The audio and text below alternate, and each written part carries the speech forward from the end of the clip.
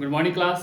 जैसा कि हम लोग मॉडर्न हिस्ट्री पढ़ रहे थे और मॉडर्न हिस्ट्री में हम लोग यूरोप कंपनियों का आगमन हम लोग देख चुके हैं, जिसमें कि हम लोग ब्रिटेन का देख चुके हैं, फ्रांसीसी का देख चुके हैं, पुर्तगाल देख चुके हैं। मतलब जितने भी यूरोपियन कंपनी थे हम लोग मॉडर्न हिस्ट्री में उसको पूरा कवर कर चुके हैं।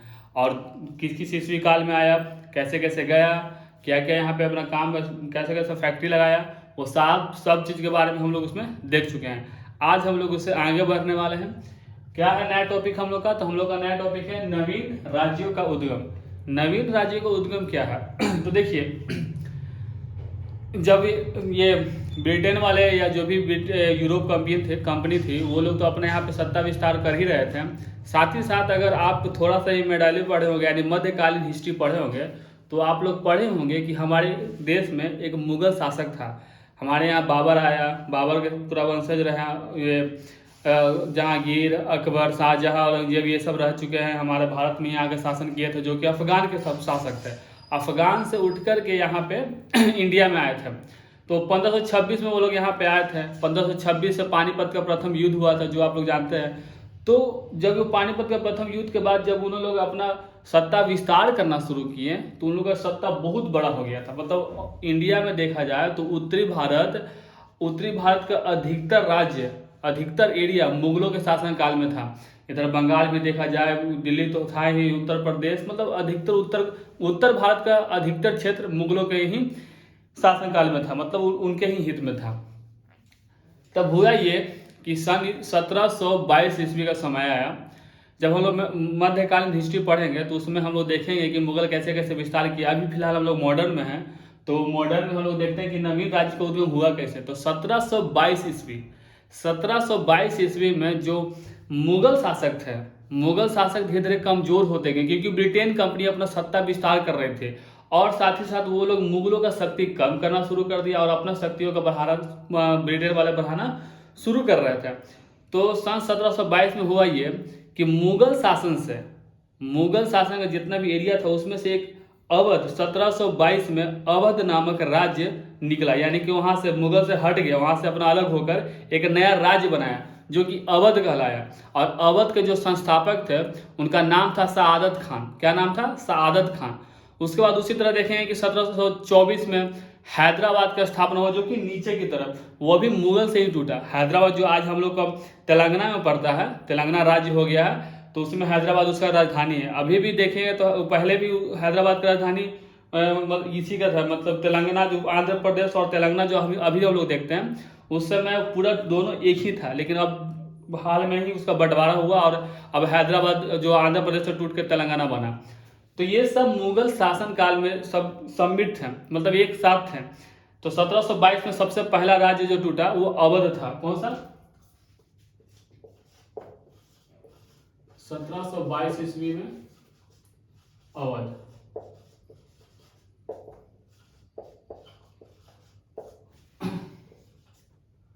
संस्थापक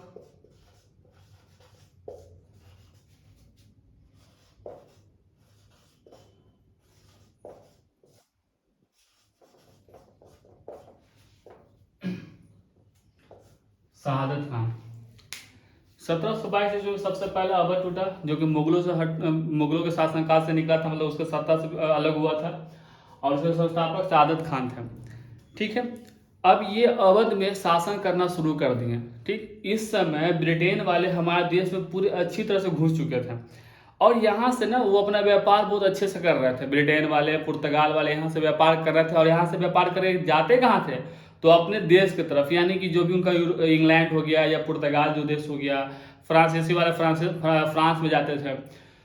तो देखे होंगे वर्ल्ड मैप में तो तुर्की जो है, तुर्की ना उसी के जस्ट बगल में पड़ता है। इटली से थोड़ा सा बगल में हट के देखिएगा तो तुर्की देश है। अब उस समय ना तुर्की के एक शासक कह सकते हैं या लुटेरा कह दीजिए, जो भी कह दीजिए, उसका काम है था बस लूटना। तो नाम था नादिर शाह। ठीक ना, तो नादिर शाह को 1738 में उसको पता चला कि भारत नामक एक देश है जहाँ पे सोने का भंडार है। सोने का छोड़िए ना, पूरा खजाना से भरा पड़ा है भारत जो देश है। और वो पड़ता है किधर? पूरब की तरफ पड़ता है। उसको 1738 में पता चला। और 1739 में वो हिंदकुश पर्वत पार करते हुए भारत में एंट्री लिया। कब? 1739 ईस्वी में नादिर शाह।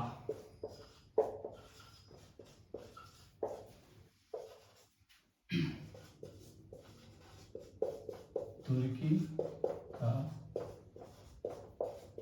नेपोलियन। नादिर शाह को तुर्की का नेपोलियन कहा जाता था, क्योंकि ना वो इतने ना लूट खरोच करता था ना, इतने ना लूट खरोच करता था कि इसीलिए उसको वहाँ तुर्की के नेपोलियन कहा जाने लगा। अब 1739 में वो क्या किया कि भारत पे आक्रमण किया। अब कहाँ पे आया सबसे पहले? तो सबसे पहले अवध पे आक्रमण किया। अब अवध में शासक कौन थे? तो अवध के शासक थे शहादत खान। अब ये हाल ही में वो अलग ही हुए थे। 1722 में अलग हुए तो 39 में कितना खजाना बना लेते हैं, या अपने सत्ता को कितना विस्तार कर पाते हैं। तो इनके पास ना खजाना की कमी था, यानी कि जो सोच के वो नादिर शाह आया था भारत में आक्रमण करने के लिए, वो उसका मंशा पूरा नहीं हो पाया। तो यहाँ से उसको कुछ मिला नहीं अवध से। तो शहादत खान जो था शहादत खान नादिर शाह को डर से कि हमको मार न दे, क्योंकि नादिर शाह क्या करता था, जहाँ से मिला वहाँ से लूटा, साथ ही साथ वहाँ के लोग को खत्म भी कर देता था।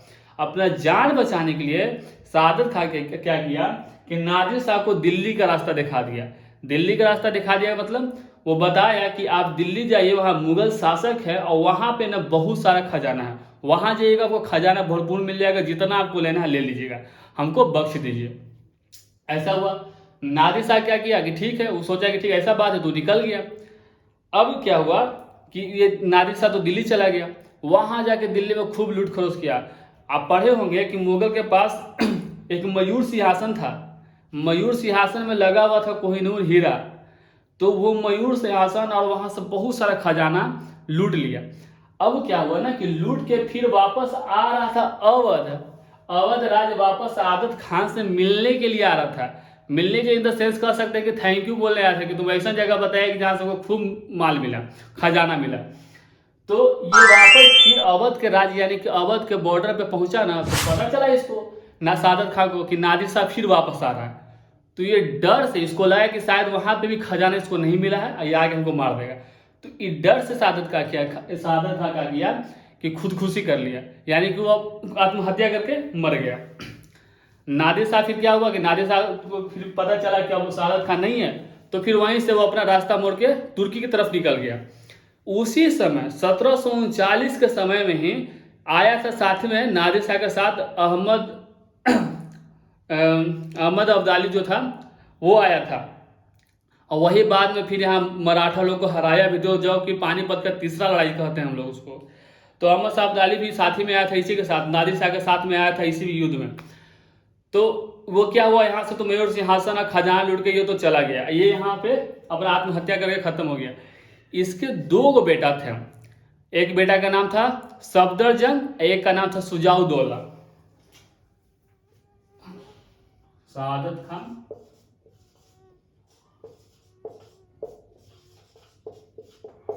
इसके दो पुत्र थे,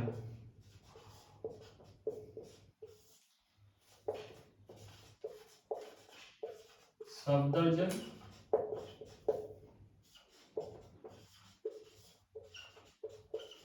सुजाउद्दौला।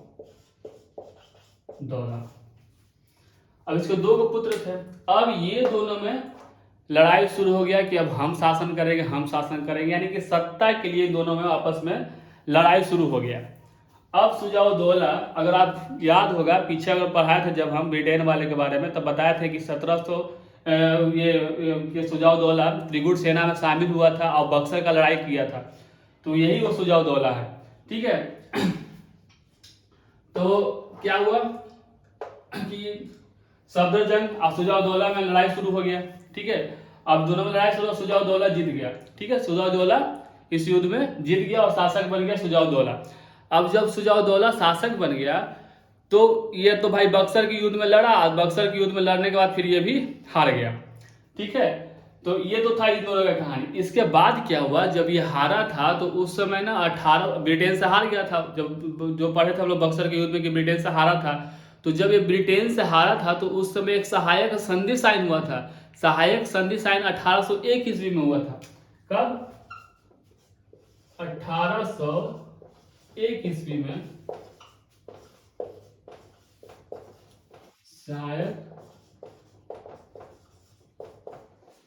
संधि 1801 ईस्वी में समझौता हुआ। इसमें क्या होता था सहायक संधि में ना, कि सहायक संधि में कहा जाता था कि देखिए आप अवध के राजा हैं, अवध पढ़ रहे हैं तभी इसी का एग्जाम्पल लेते हैं कि आप अवध के राजा हैं, आप अवध के राजा रहिए, ठीक है, लेकिन आपकी सेवा में हमारे सैनिक रहेंगे, यानी कि ब्रिटेन वाला अपना कुछ सिपाही अवध में छोड़ देता था, ठीक है। अब इनका सिपाही क्या करता था, सिपाही क्या करता था कि राजा का तो बॉडीगार्ड तो बन ही गया, ठीक है, सलाम उलाम तो खूब राजा को करता ही था, साथ ही साथ वहाँ के हर एक राज्य, मतलब जो भी वहाँ पे खुफिया चीज हो रहा है, कैसे ये लोग शासन करते हैं, क्या क्या इनको कब उठना है, कब जागना है, कब ये राजा का रक्षक रहता है नहीं रहता है, ये सब जानकारी इनके सिपाही लोग, ब्रिटेन के सिपाही लोग निकाल लेते थे और अपने ऑफिस यानी कि अपने बड़े बड़े अधिकारियों को भेज देते थे। इससे होता क्या था कि जो भी ब्रिटेन वाले थे इनके सारे राज्य जानने लगे, ठीक है। तो ये सहायक संधि हुआ था। सहायक संधि में द्वैध शासन, समझ लीजिए कि द्वैध शासन हो गया, यानी कि यहाँ के जो शासक थे अवध के वो भी शासन कर रहे थे और साथ ही साथ ब्रिटेन वाला भी शासन कर रहा था, ठीक। समय बीतता गया, फिर यहाँ पे एक नया शासक बना, क्योंकि बक्सर के युद्ध में तो हार गया, उसके बाद नया शासक आया, तो नया शासक आया वाजिद अली शाह। कौन? उसके बाद इसके बाद सुजाउद्दौला के बाद आया नया शासक वाजिद अली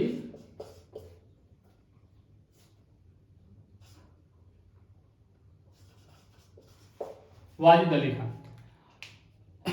अब इसका क्या था कारनामा वाजिद अली खान को, कि इस पे न जो साथ ये जो ब्रिटेन वाले जो थे, क्योंकि यहाँ पे तो संधि हो चुका था, तो ब्रिटेन वाले इस पे कुशासन का आरोप लगा के इसको गिरफ्तार करवा लिए। कुशासन का आरोप क्यों लगा? कहे ना कि भाई वाजिद अली खान को कहा कि भाई तुमको शासन करना नहीं आता है। क्यों नहीं करने आता है? तो इसकी बीवी थी बेगम हजरत महल। क्या नाम था? बेगम हजरत महल। वो बेगम हजरत महल क्या करती थी कि हम पीछे पढ़ा चुके हैं कि उसकी जो बीवी बेगम हजरत महल थी वो अपने छत्ता पे ना सोना सुखाती थी, छत्ता पे सोना सुखाती थी महारानी होकर। उसको इतना भी दिमाग नहीं कि सोना को सुखाया नहीं जाता है, नौकरानी के कहने पे ना सोना सुखाती थी छत्ता पे। साथ ही साथ इसके राज्य में लोग सही से अपने विकास नहीं कर पा रहे थे, ब्रिटेन वाले को सही से टैक्स नहीं दे पा रहा था, उनके बातों को फॉलो नहीं कर पा रहा था, इसलिए कुशासन का आरोप लगा के और साथ ही साथ ब्रिटेन वाले को अपना सत्ता बढ़ाना भी था, तो वही इसलिए इसको गिरफ्तार करा दिया, वाजिद अली खान को गिरफ्तार करा दिया। अब यहाँ बची बेगम हजरत महल।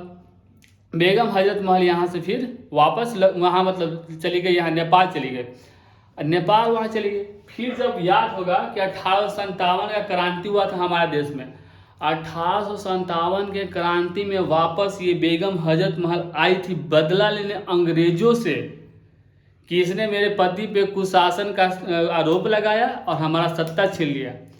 फिर 1857 में जब विद्रोह शांत हो गया तो फिर वो वापस नेपाल गए, वहाँ पे इसकी मृत्यु हो गया था। तो अवध जो राज्य था, अवध राज्य में इतना ही मेन टॉपिक था जो कि एग्जाम में आता है कि कब ये राज्य बना, कब इस पे आक्रमण हुआ, कौन पहला शासक था, उसके बाद कौन शासक बना, और सहायक संधि कब अवध में लागू हुआ था, तो 1801 ईस्वी में। मतलब मिला जुला के अगर आपको अवध से अगर क्वेश्चन पूछेगा, नवीन राज्य में उद्गम से अगर अवध से पूछेगा, तो बस और बस इतना ही क्वेश्चन पूछेगा, इसके अलावा क्वेश्चन आपको नहीं पूछेगा, ठीक। इसके बाद आते हैं हैदराबाद। अब हम लोग कल के वीडियो में देखेंगे कि हैदराबाद का कैसे स्थापना हुआ, कब स्थापना हुआ, और वहाँ पे जो हैदराबाद है वो वापस फिर इंडिया में कैसे मिला, इसके बारे में हम लोग अगले वीडियो में देखेंगे। तो अवध इतना ही था। अवध को अच्छे से अपना नोट डाउन करना हो तो कीजिएगा और अच्छे से वीडियो को देख लीजिएगा ताकि आपको समझ में आए कि अवध क्या था, ठीक है। धन्यवाद।